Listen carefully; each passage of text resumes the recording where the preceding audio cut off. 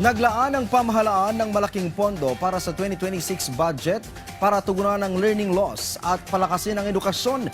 Layo nitong tulungan ang mga mag-aaral na maaabot ang tamang antas ng kaalaman lalo na sa pagbasa. Nagbabalik si Floyd Brands.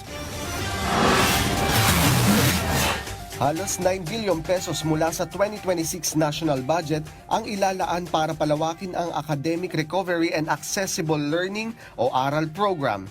Isang hakbang na naglalayong pabilisin ang pagbawi ng mga mag-aaral sa learning loss at mapalapit sila sa tamang antas ng kasanayan sa pagbasa at iba pang pangunahing asignatura ayon kay Senador Sherwin Gatchalian. Batay sa pinakahuling Middle of School Year Assessments ng Department of Education, nagpakita ng makabuluhang pag-unlad ang mga mag-aaral.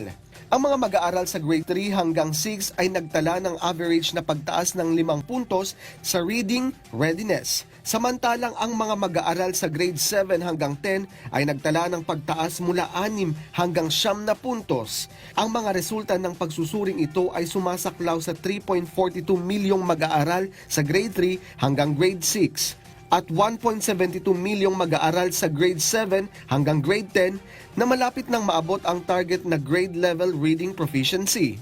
Ani ni Gatchalian, naglaan ng pamahalaan ng malaking pondo para sa edukasyon ngayong taon at tiniyak niya na malaking bahagi nito ay nakalaan para sa ARAL program. Ayon sa Senador, ilalaan ang pondo para makapag-engage ng 440,000 tutors at maabot ang 6.7 milyong mag-aaral sa school year 2026 hanggang 2027.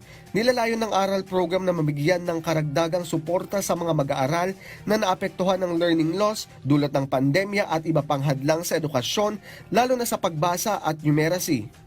Dagdag pa ni Gatchalian na ang pagpapatupad sa ARAL program ay hindi lamang nakatuon sa academic recovery kundi pati na rin sa pagpapalakas sa kapasidad ng mga guro at paaralan.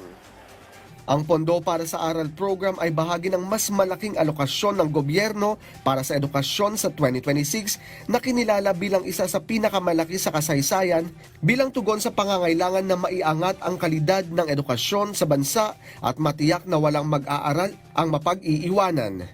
Floyd Brands para sa Pambansang TV sa Bagong Pilipinas.